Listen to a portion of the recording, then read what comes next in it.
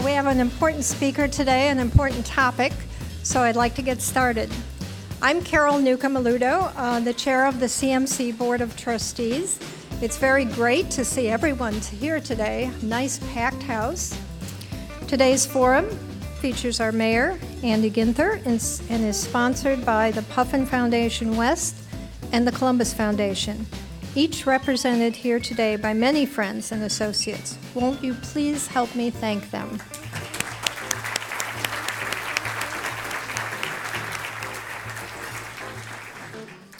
Now, let's welcome Dan Sharp of the Columbus Foundation to introduce our forum. Dan?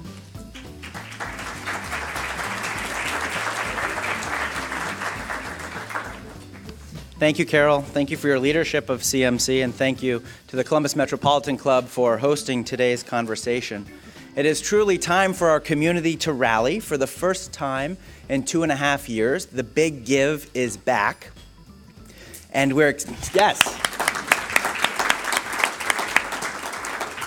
And we have expanded to include the entire region, all 10 counties. So thanks to many companies and individuals in this room, we've been able to build a bonus pool which now exceeds $1.3 million and stands at the ready to amplify all gifts made during the Big Give. And this is the most efficient and rewarding way to make a gift. No fees, no costs, nothing off the top. Plus, the bonus pool includes a special gift at your checkout receipt. And the Columbus Foundation spends more than $600,000 to bring this to the community, which also includes covering the credit card costs to again ensure that all of your gift goes to the organization and the cause that you care about. And this is really intended to show each other and show the world how generous and caring Columbus truly is. So be on the lookout for easy-to-follow links in your email and social media, and a wonderful Instagram contest that will allow you and organizations to receive additional prize money to benefit their mission. And we couldn't do this alone. This is truly a big community effort. And homegrown companies like Donato's, Jenny's, Homage, Piata, and White Castle will be adding rewards, as I mentioned, on the gift receipt at the end of your transaction. So the Big Give is also expanding in length of time. It's now 26 hours. Why, you might ask? Well, we love the opportunity to start it on 10/10 at 10 and go until 10/11 at 12. So we very much look forward to your participation in this year's Big Give as we go big and be kind for our community. And it truly is community that brings us here today for this conversation at CMC. And Columbus has grown in size and stature on the national scale as a cool place to be. We can see the cranes and count the cranes, but we can also count the lunch trays in the lines of our soup kitchens and quantify the daily dispensary of naloxone and Narcan. So shared prosperity for all of our residents is our collective responsibility. And as a smart and open city that follows the Columbus way, we do get things done. So I'm very pleased to yield the stage to our mayor, Andy Ginther, and Colleen Marshall for a wonderful and robust conversation about our beloved community, Columbus.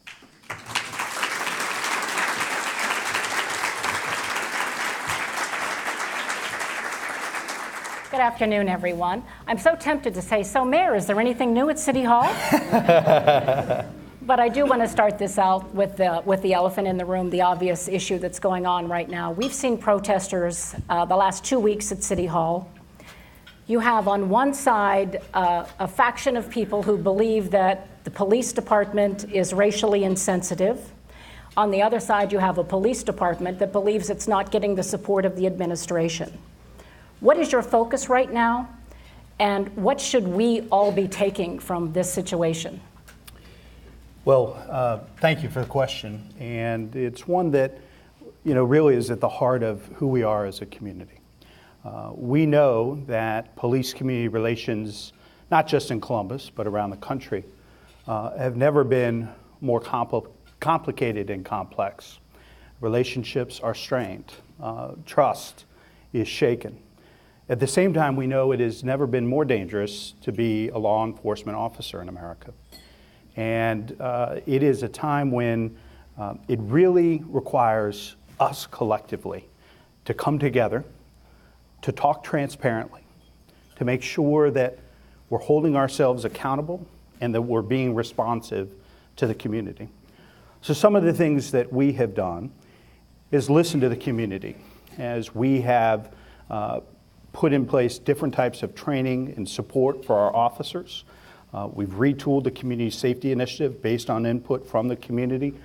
We started a pilot project in Linden this year, Safe Streets, putting more officers on bicycles on patrol in neighborhoods that showed some great results in the Linden neighborhood, building positive community relationships, retooling our apps program so that we can help.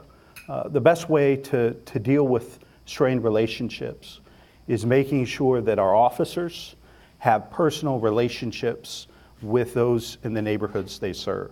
And so a continued focus of that will be a top priority for us moving forward. Do you think it's a valid concern when people say that there is a pervasive feeling of racism within the department? And part of this is nothing happens without being on a videotape right now. Mm-hmm. And I know you reacted very strongly when there was a prone subject on the ground who appeared to be kicked in the head by a police officer.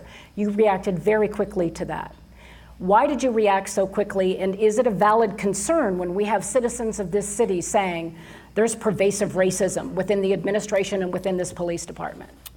I think that there is no evidence to support that there is a pervasive problem within the Columbus Division of Police. These two incidents that have been so high profile, that have received so much attention, we're taking very, very seriously. And I think you saw the chief and the director of the Department of Public Safety conduct a very thorough investigation and took very clear action based on the earlier incident.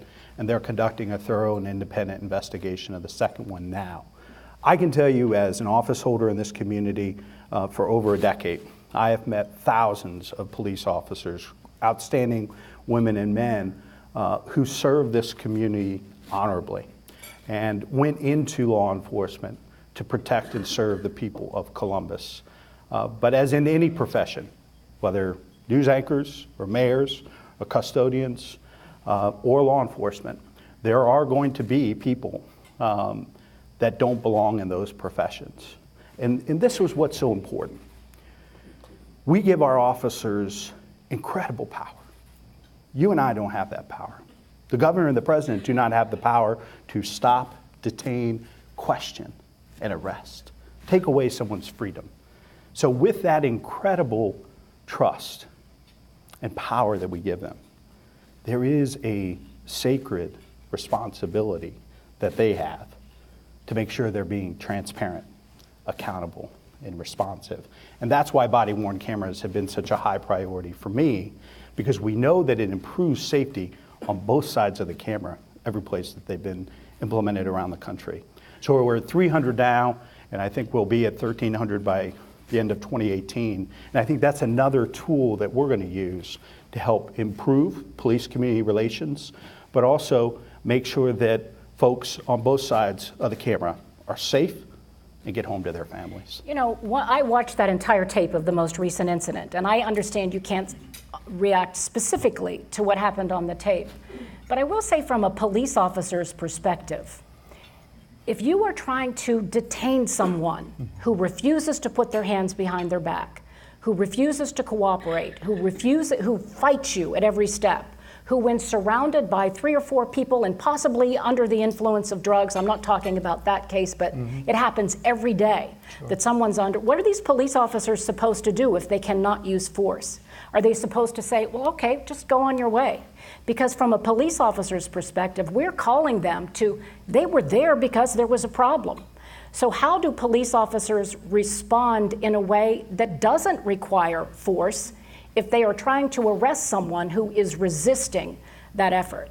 Well, as you know, there are lots of things that we do to help train and prepare our officers to deal with a whole variety of situations they face every day on the street.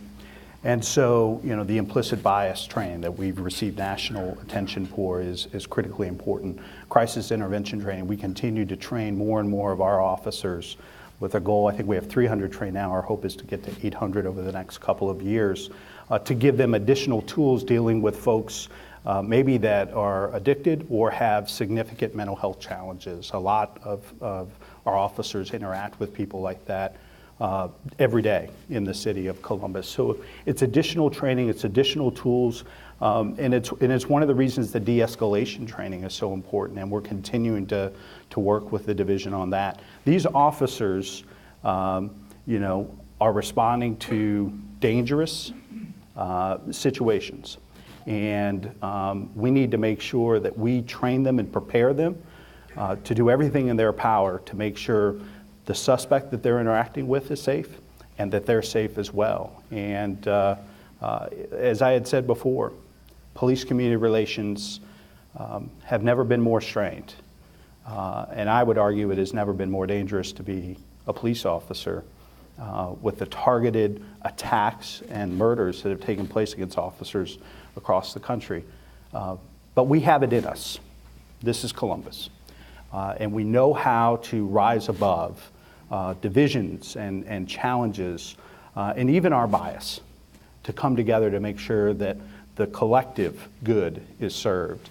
And I believe that we can do that by continuing to work with the NAACP and the Urban League, Faith in Public Life, and other community groups who are bringing forth ideas. We're having conversations about how we can make sure that our safety remains our top priority and that our neighborhoods are stronger because of it.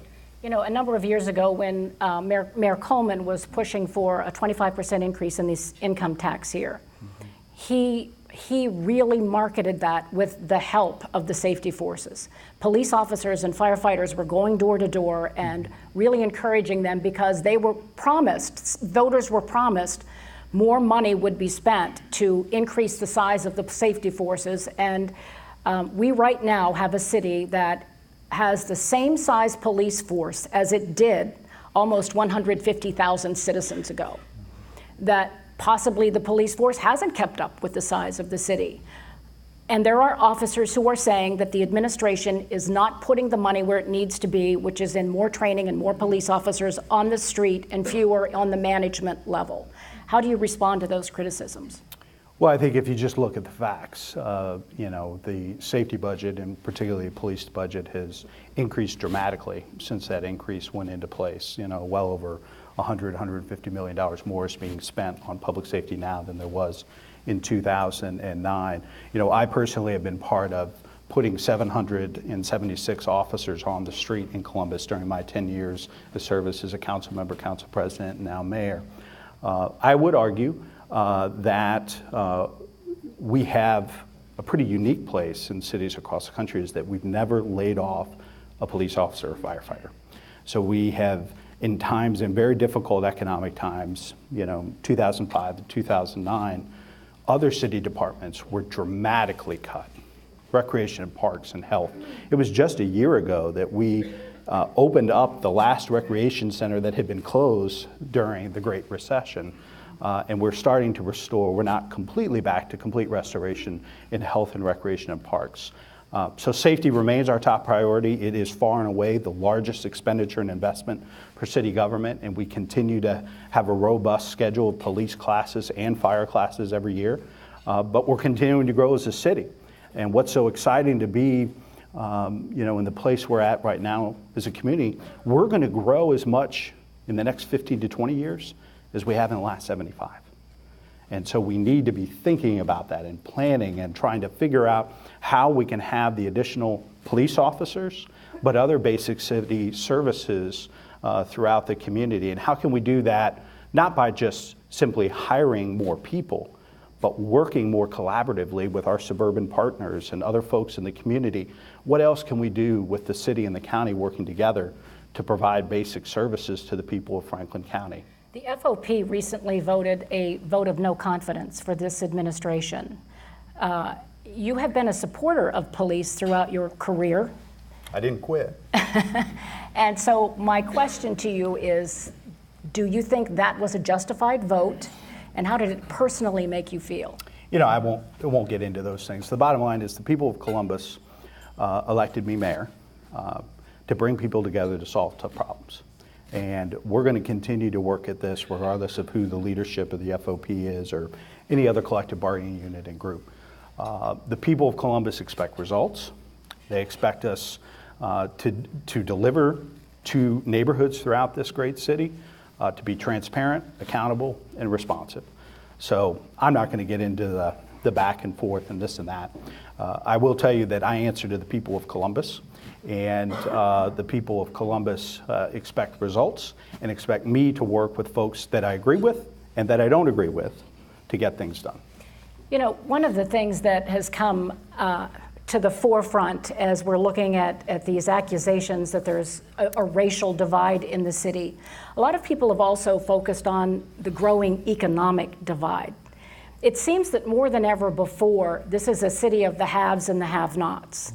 That there's a growing upper middle class, a growing wealthier class. I mean, you look at the housing prices right now in Clintonville. Who would have ever thought the houses would be marketing for what they are? And of course, German Village. We have some really high-priced neighborhoods that are attracting this young, vibrant community that this city has always wanted. Are we leaving people on the lower economic level behind? Because Bollinger Tower is a good example, I think. This was when no one wanted to be in the short north. You put the senior citizens there in that high-rise tower. Well, now everyone wants to be in the short north, and they were kicked to the curb in many of their opinions. You know, are we becoming a city of economic division? Well, first things first. The city has the fastest growing economy in the Midwest, lowest unemployment in 25 years, a AAA bond rating from all three rating agencies. No other city in America has such a standing. And 2/3 of this city are doing pretty well. But 1/3 of our neighbors have been left out of our success story. And that's why I ran for mayor, and that's why, you know, my vision of us embracing and becoming America's opportunity is so important to me. Every family in every neighborhood should share in the success story that is Columbus. And that's why we're really focusing on those neighborhoods that have been left out of the success story in Columbus, public and private coming together. I would say this, that we are in a unique position as a city with all the other positive things that are happening. The way that we come together and rally around neighborhoods and the people that live in those neighborhoods. The way, we call it the Columbus way, the way public and private come together, and the way we openly talk about our challenges. So what United Way chair in another city in America openly talked about poverty, the way that Jack Partridge and Nick Akins and Steve Rasmussen have, corporate giants and leaders in this community openly talking about poverty. I think you'd be hard-pressed to find another city like that. And what city around the country would you have a then city council president talk about our epidemic levels of infant mortality rates in this community and bring the community together and put out a bold plan to reduce the infant mortality rate by 40% in 5 years? And we're making progress there, by the way. So I think there is great opportunity to continue to leverage this community's assets, our commitment to one another and the common good, but continue to focus on those neighborhoods that have been left out of the success story. And that's why Smart Columbus is so important and why we are starting to really think about using our incentives in different ways, because we know that socioeconomic diversity is critically important if we're going to keep our neighborhoods special and unique and vibrant. And those are the things that we're taking a look at, particularly as this growth takes place over the next 20 years, so that we can protect the neighborhoods that make this city so special. And the neighborhoods, I know part of your focus has been the neighborhoods that have been left behind. Mm-hmm. And we do see in some neighborhoods generational poverty, generational unemployment, generational crime. Sure. So how do you attack each of those sectors in those neighborhoods? Because you and I could get in a car and drive 5 minutes to one neighborhood where there are $1 million houses, sure, and 5 minutes to another neighborhood not far away where there is generational poverty, crime, and unemployment. So what's the key to bringing everyone up? Well, first and foremost, you need to listen to the people of those neighborhoods. You and I cannot solve and change and either bring a bunch of plans or ideas or even resources and drop them into a neighborhood. And that's why our partnership with Ohio State and the Neighborhood Design Center is so important. We've started our master planning process in Linden this year. We'll be finishing that up, moving to Linden or to the Hilltop next year, because it's critically important to have community leaders and residents, business owners, residents, faith leaders in the neighborhoods to talk about how we collectively raise the standard of living and improve the quality of life of those neighborhoods. And then it's getting a private sector to buy in. And I've had private sector leaders from Steve Steinauer to Nick Akins to so many other folks in this community that have stepped up and said, we're with you. Our top priority is neighborhoods, neighborhoods, neighborhoods, because it's all about workforce and making sure that this community where we're trying to attract the best and the brightest to come to work for our companies want to live in a place that's special and unique. And so having that partnership, being a community-engaged, neighborhood-driven process is very, very important. But it's also making sure that every decision we're making as a city is taking into account those opportunity neighborhoods. So we've started looking at, we can give a letter of recommendation and ranking for tax credits from the state. And so our Celebrate One neighborhoods are the neighborhoods we're looking through the lens of ranking and recommendations. Where are the greatest opportunities for public-private partnership? We're looking through the lens of opportunity neighborhoods and bringing jobs, increased preschool, the Hilltop Early Childhood Partnership. We've already doubled the number of young people enrolled in preschool since becoming mayor, but we know that our numbers are way behind on the Hilltop. So we announced a partnership earlier this year where we're going to double the number of kids enrolled in high-quality pre-K on the Hilltop by 2020. That's how you go about taking on some generational poverty and opening up some more pathways to meaningful living wage employment. And I think apprenticeship is a critical path that we have a great opportunity for. Workforce development cannot be separated from education, whether it's job training, vocational kinds of education, or just education. The Columbus school system got a horrendous report card from the state a week or so ago. And I know the city has been tied to the school system. What are we to make of the fact that year after year, report card after report card, Columbus City schools do not seem to be delivering what taxpayers are expecting? Well, my role as mayor is to be partner in chief to the superintendent. There's an independently elected board of education who hire and fire the district superintendent, treasurer, and internal auditor. So the way I've gone about my work with the school district is particularly investing in the areas outside of the traditional school day and curriculum and the work that takes place during the school year. So I think that's in early childhood. And Dr. Good and the board have been very good partners. I think they've increased by 1/3 the number of high-quality early childhood openings throughout the school district, after school and in summer. Those are the other places that we really focus as a city to make sure that we give safe places for young people to gather and where they can have meaningful relationships with adults that can serve as role models, advisors, and guides in their neighborhoods. So we're going to continue to work with the Columbus City School District, whoever they choose as their next superintendent.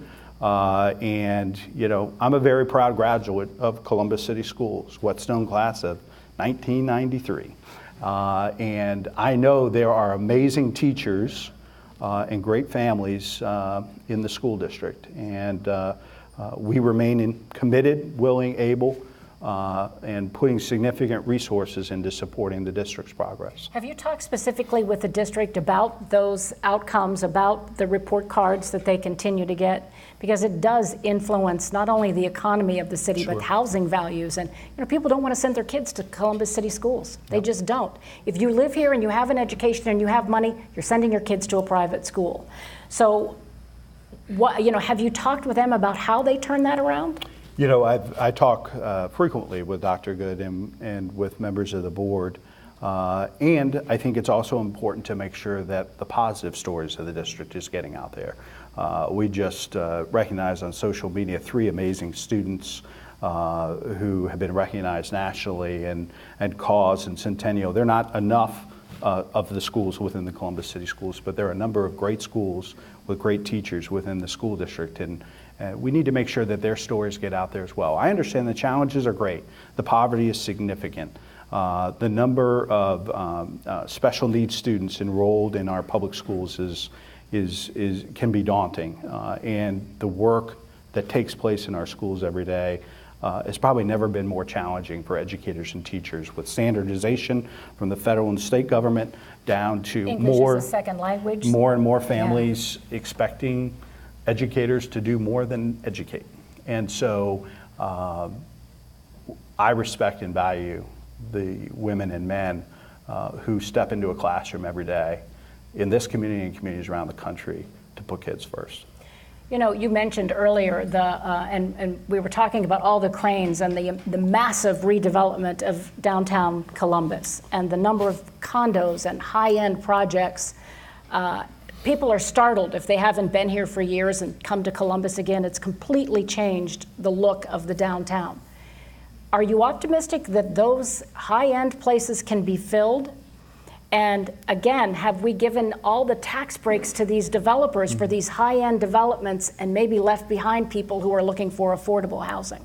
Well, that's why this incentive study that we've done, first time the city's ever done one, was so important. And really taking a look at how do we use incentives? We have to use incentives. You know, all of the suburban neighbors use them, most of the big cities across the country do, just to be competitive, you know, for investment and development. That's going to continue to take place. But how do we use them strategically to get the type of development that we want to take place and make sure that we're protecting socioeconomic diversity in Columbus neighborhoods? And so we're going to be moving forth with recommendations. There have been a series of public meetings that Director Shoney and Chairwoman Liz Brown have been doing around the community around this study, and there are going to be some policy changes that we're going to be making to really help us better use and leverage those incentives with some of our public policy goals around mixed income housing in neighborhoods throughout the city. You know, as you look at statistics, and I hate to go back to crime again, but we have a murder rate right now that's higher than I remember it. I think we're up to 97 so far correct. This year. Yes. Comparable, if you look per capita, comparable to cities like New York and LA. What's behind this rise in the murder rate, and what is it that the city's not doing to maybe control the violence in some of our neighborhoods? Well, first of all, one homicide in our city is too many. This spike in homicide is troubling for all of us. And when you take a look at the statistics here and a little bit more of the information behind this spike in the homicide rate, we as a community need to have a very robust, honest, and direct conversation with ourselves. 75% of the victims of homicide in this community this year are African American men between the ages of 22 and 40. 80% of those homicide victims were killed using a gun. We as a community have also seen a spike in double homicides, a number of homicides in a particular neighborhood, Wedgwood on the west side, and a jump in domestic-related homicides, revolving out of situations involving domestic violence and domestic dispute. We collectively, as a community, have to come to grips with the fact that we have a lot of young people in this community who are resolving disputes or rival gangs, drug activity, that are resolving them through firearms. And young men are dying at an alarming rate, not only ripping apart families, but really undercutting the entire potential of this community. So what we're doing is a couple of new things. Retooling the Community Safety Initiative that I talked about previously, the Safe Streets Initiative pilot that we started in Linden, we're looking to expand to other places. The Violence Reduction Initiative that'll start this fall that was just written about recently, where we do an intervention with young people, particularly young men that have been involved in some more minor, lower level crime, but certainly look to be on the trajectory of more violent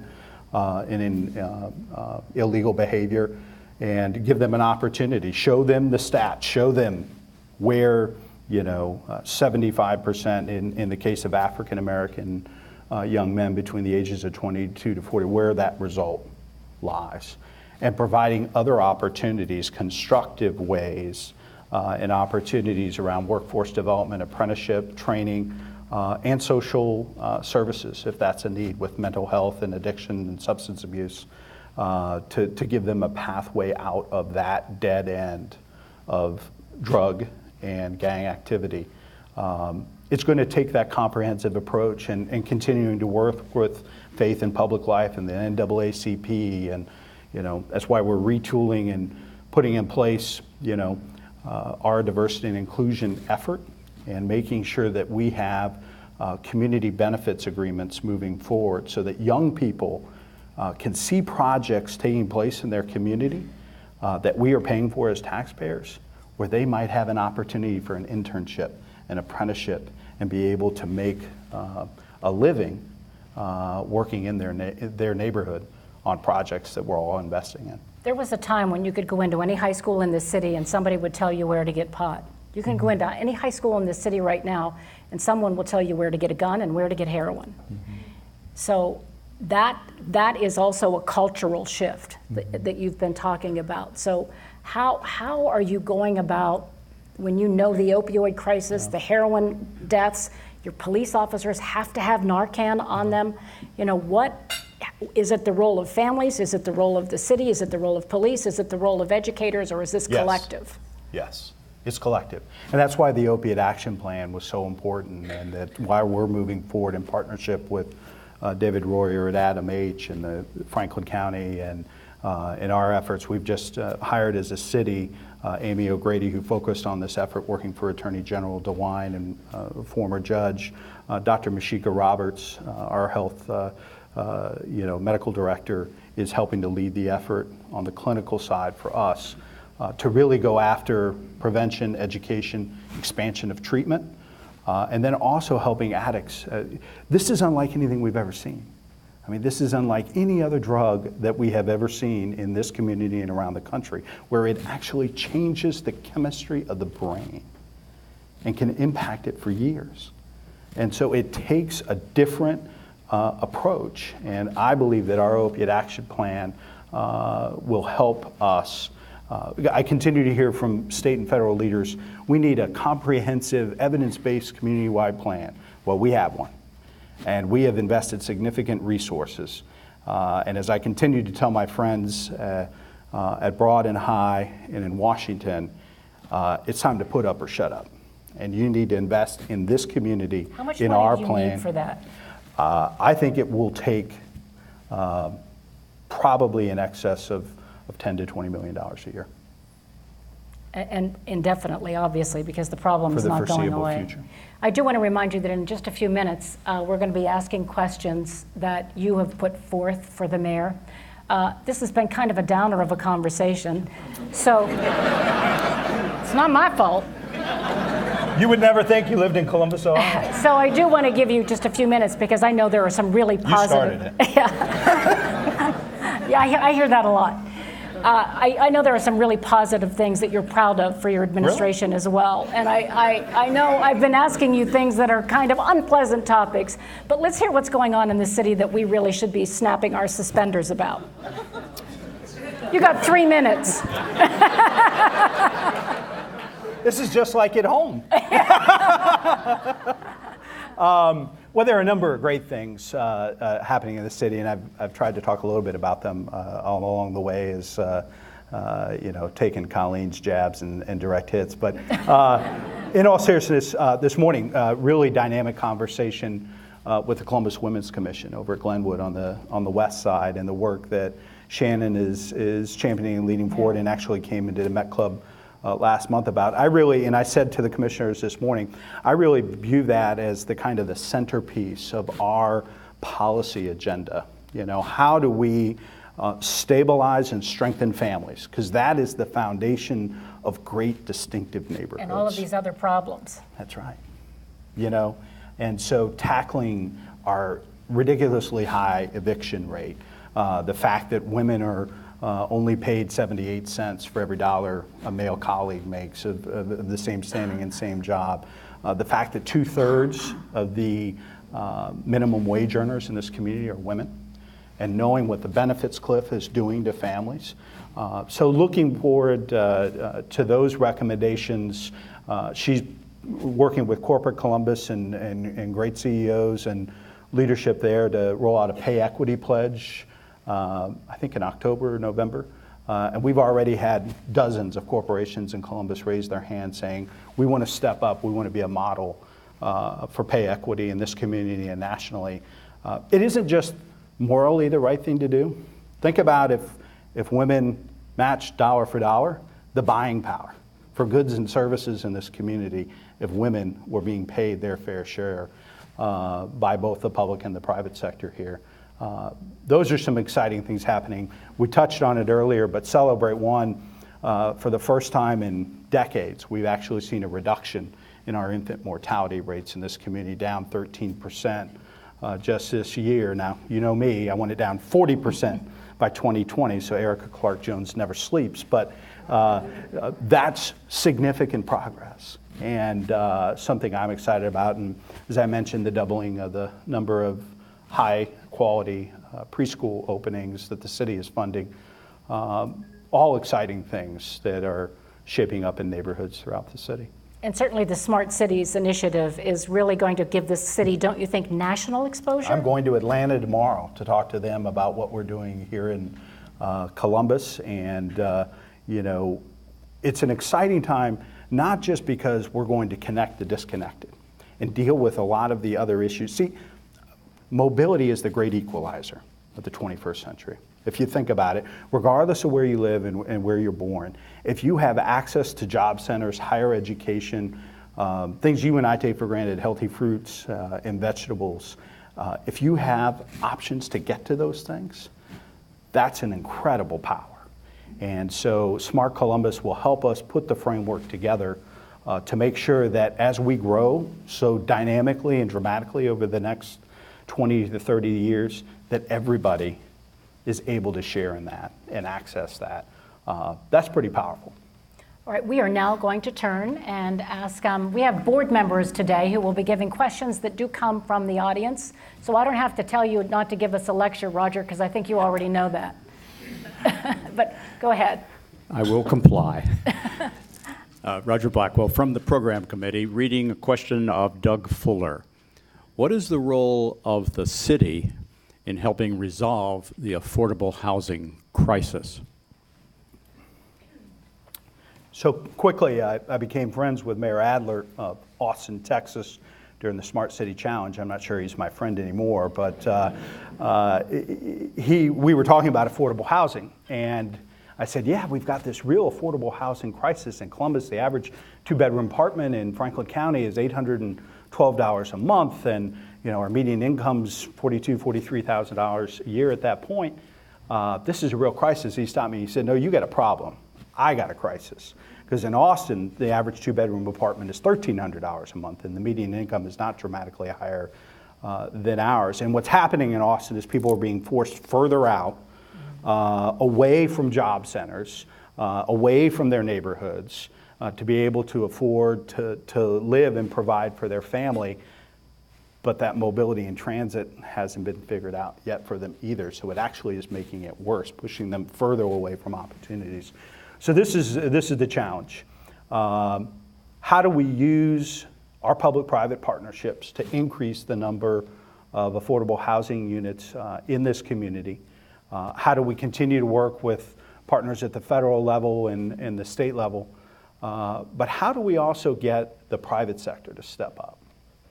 What are ways that private sector developers and other housing leaders could step up and work with the public sector to grow this number? I do believe that, particularly based on the dynamic growth we're going to see over the next 15 to 20 years, Mayor Adler might have been teasing me, but I don't think I was far off. That if we don't deal with this in a thoughtful, constructive, long-term view and game plan, you could quite honestly see that tale of two cities spreading through an entire region. And that's something we've got to tackle. I'm Carol Looper, and I'm a board member of CMC. This question is from Roman Iqbal, and he identifies himself. I am the executive director of the Council on American Islamic Relations Columbus chapter. One of the biggest problems of attracting large businesses, like the Amazon second headquarters, is the lack of direct flights from Columbus to big metro areas and international travel. What are the plans to solve this problem? Well, we have tried a couple of different approaches, and we actually are in transition right now with leadership, the airport authority. Actually, right after this, I'm going to the airport to meet with the current leadership team, and there'll be a new director with Elaine Roberts' retirement.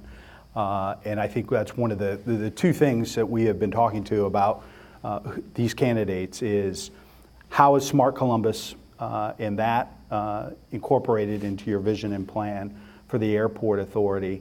And then how can you help us continue to increase the number of direct flights to key places? We got to be strategic. We just don't want direct flights for the sake of direct flights. We want them to be to key places for great opportunities for economic development and for more international investment. I still think we have a huge opportunity for growth in this community for international investment in Columbus, and having direct flights is a critical piece of that. Hi, I'm Carol McGuire. I'm in the program committee.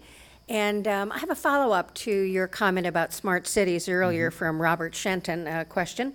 The Smart City win was a great recognition of the Columbus way and collaboration. When will we start to see some of the initiatives in place and measurement of the initiatives, whether successes or failures?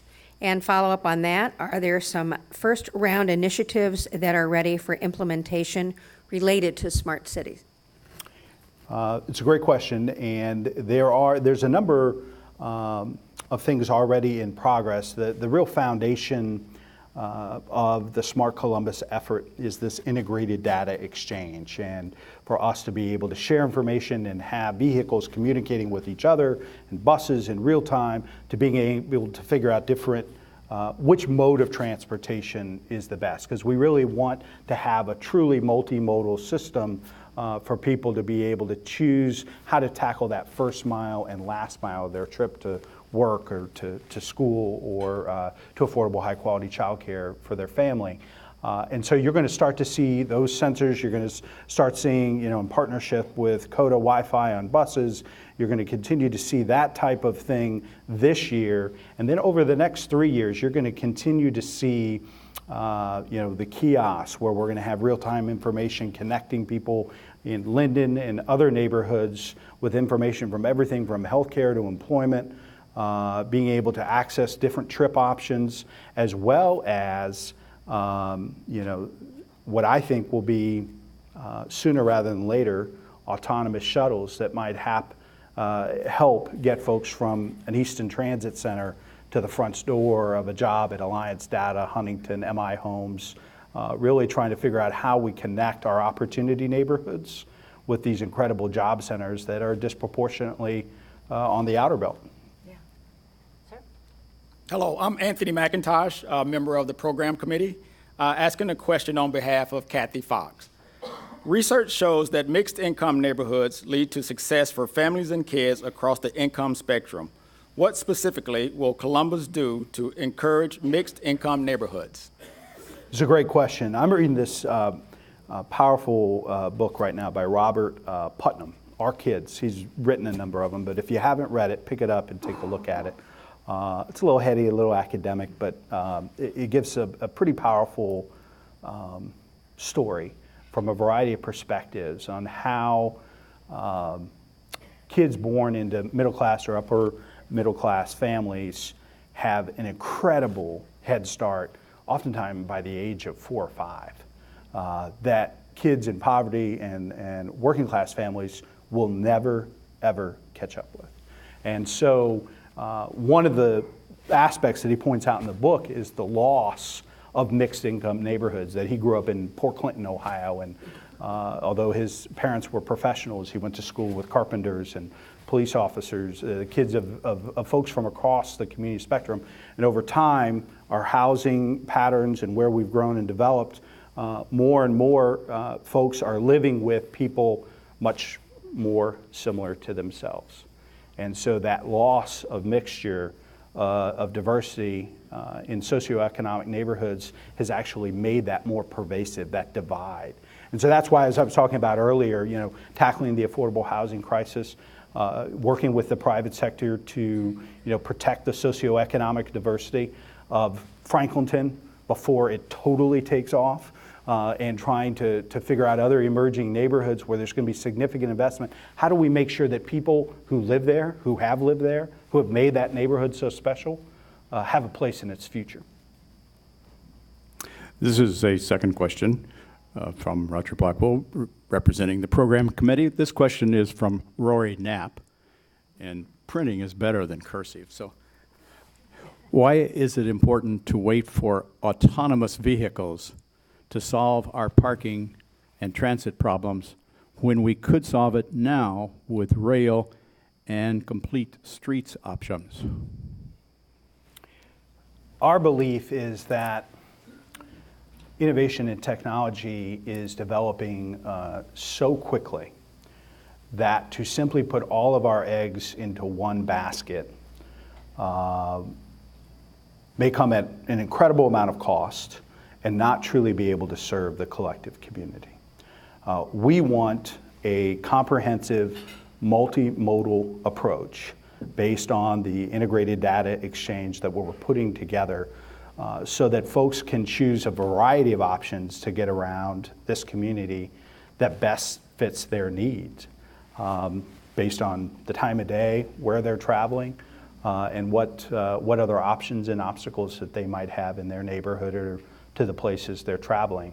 But that's not to say that rail doesn't have a place in that comprehensive multimodal approach. But we're not going to place our collective community's assets and investment into one mode of transit and transportation. I'm told we have time for one more question. This is a question from Sarah Lynn. Medical marijuana has been legalized in Ohio and will be grown and dispersed in Columbus in 2018. What is your plan to handle this new program and industry, and what concerns do you have? Well, I think what we're trying to do is being very thoughtful, deliberate, and proactive, and making sure that we put safeguards in place, working with the state to make sure that this growing, sector is one that is responsible, that we're able to hold them accountable, that we have safety precautions put in place, and that there's neighborhood engagement. We don't want these places just popping up and dropping into neighborhoods. We want neighborhood engagement taking place. And so some of the zoning changes that we've considered, that we put in place, and some of the work that we've done thus far, with our building and zoning services and other folks on the development side, to make sure that these end up in appropriate places and that there's plenty of checks and balances on them as they go into business. Thank you. And thank you all for your great questions. And of course, thank you, Mr. Mayor.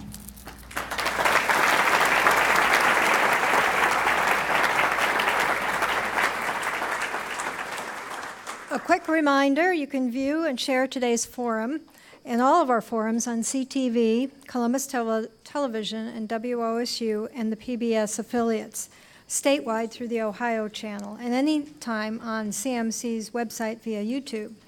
Please help me thank our sponsors once again, the Columbus Foundation and the Puffin Foundation West. Thank you.